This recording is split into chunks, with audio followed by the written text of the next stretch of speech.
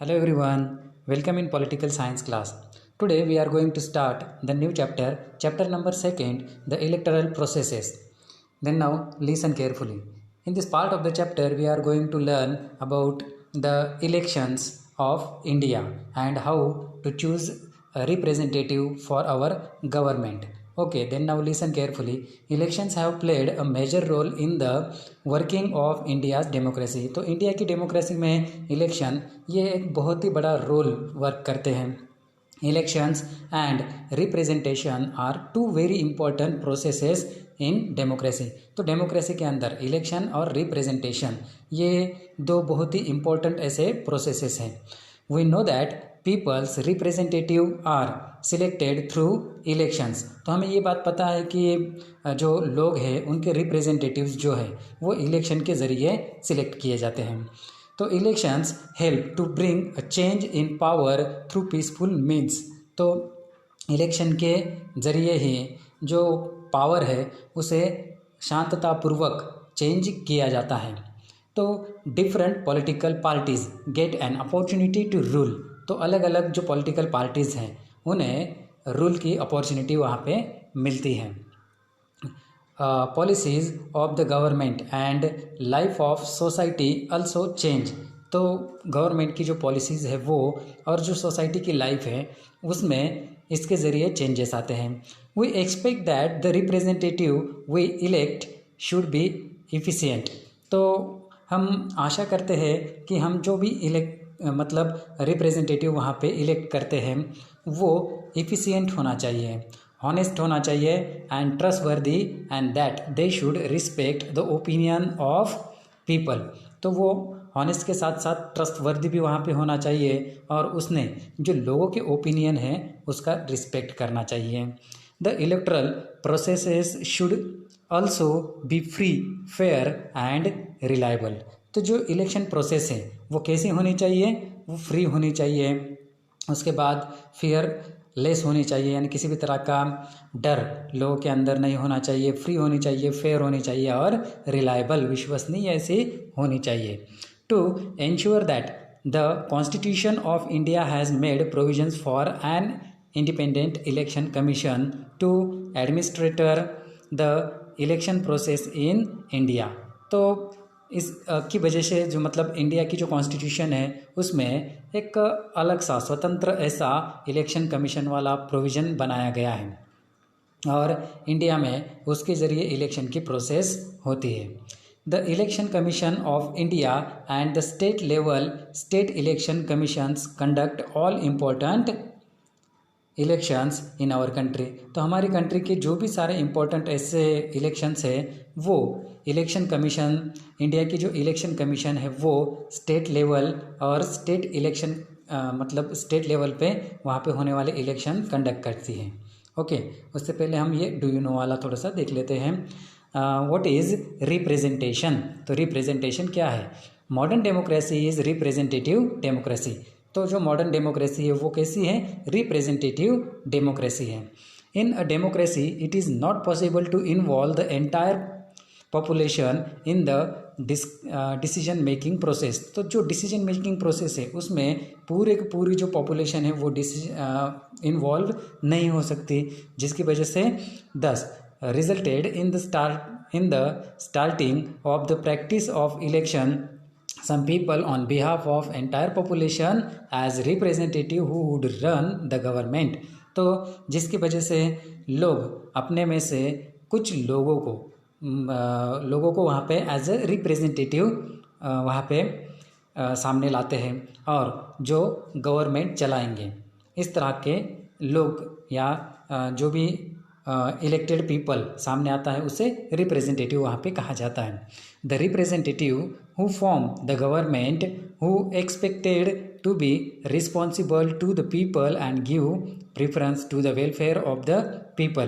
तो रिप्रेजेंटेटिव जो है वो एक अच्छी गवर्नमेंट बनाने वाला, एक अच्छी गवर्नमेंट चलाने वाला और उसके साथ साथ लोगों के वेलफेयर के बारे में सोचने वाला होना चाहिए।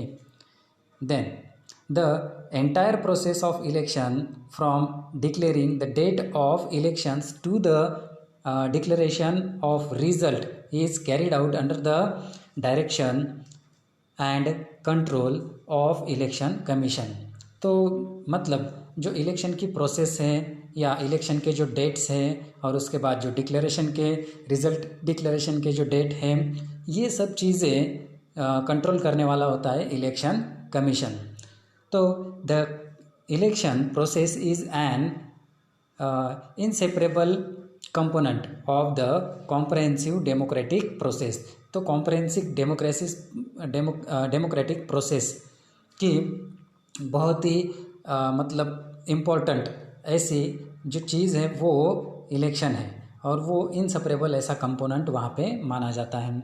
इन the chapter we will understand the structure, functions and role of the elections. तो यहाँ पे हम इलेक्शन का रोल, स्ट्रक्चर, फंक्शन, ये सारी चीज़ें पढ़ने वाले हैं।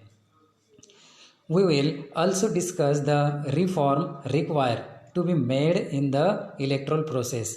तो जो रिफॉर्मिंग है और उसमें क्या क्या अच्छे वाले चेंजेस चाहिए, ये सभी चीज़ों की डिस्कशन भी इस इसमें लेसन में हम करने वाले हैं। Election commission in India, the election commission is central to the process of election. तो इलेक्शन की जो सेंट्रल प्रोसेस है वो इलेक्शन कमीशन है। Article 324 of the Indian constitution has establish this autonomous body which consists of one chief election commissioner and 2 other commissioners। तो इसमें एक autonomous ऐसी बॉडी बनाई गई है इलेक्शन कमीशन की, जिसमें एक इलेक्शन कमिश्नर होता है और दूसरे 2 अदर इलेक्शन कमिश्नर वहाँ पे होते हैं। Now do you know Sukumar Sen was the first chief election commissioner after independence. तो इंडिपेंडेंस के बाद जो सबसे पहला इलेक्शन कमिश्नर था वो सुकुमार सेन। तो उनकी एक पिक्चर यहाँ पे बताई गई, देखो ये है सुकुमार सेन जो इंडिया के फर्स्ट इलेक्शन कमिश्नर थे। In 1921 Sen was selected for Indian civil services under the British rule. तो ब्रिटिश रूल के अंडर में जो सिविल सर्विसेज की एग्ज़ाम होती है उसके थ्रू ये सुकुमार सेन जो है वो चुने गए थे। He was given the charge of election commissioner after the election commission was establish in 1950। तो 1950 में जो इलेक्शन कमीशन वहाँ पे इस्टेब्लिश किया गया था, उसके बाद इलेक्शन कमिश्नर के लिए इनको चुना गया, उनको चार्ज दिया गया था सुकुमार सेन को।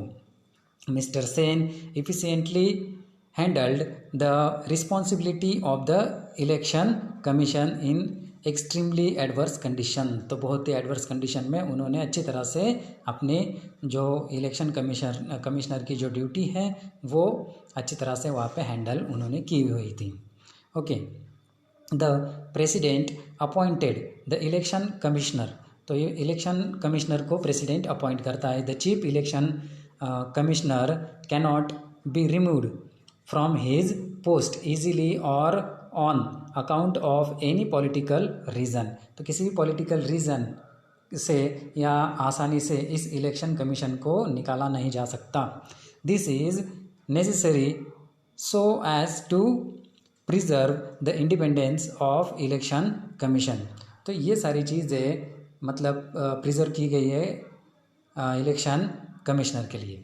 There is a separate provision made for the expenses of election commission. तो इलेक्शन कमीशन के लिए सेपरेट ऐसे कुछ प्रोविजंस बनाए गए हैं। The election commission does not have a separate staff. Election commission इसको एक सेपरेट स्टाफ वहाँ पे नहीं होता। Government officers, teachers and other employees help the election commission to execute the process of election. तो इलेक्शन की प्रोसेस को complete करने के लिए वहाँ पे कुछ गवर्नमेंट ऑफिसर्स होते हैं, टीचर्स होते हैं और अदर एम्प्लॉयज़ वहाँ पे होते हैं जो इलेक्शन कमीशन में हेल्प करते हैं। Okay, do you know special campaign to create awareness among voters to run for voters registration. The National Voters Day is celebrated for the purpose. तो एक स्पेशल ऐसा कैंपेन वहाँ पे चलाया जाता है जो वोटर हैं उनके रजिस्ट्रेशन के लिए, उनके रजिस्ट्रेशन के अवेयरनेस के लिए, और नेशनल वोटर्स डे भी सेलिब्रेट किया जाता है इसी पर्पज़ के लिए। तो आगे देखेंगे हम फंक्शंस ऑफ इलेक्शन कमीशन। तो इलेक्शन कमीशन के जो फंक्शंस है वो हम आगे देखने वाले हैं, जो नेक्स्ट लेक्चर में हम देखेंगे। Okay, bye.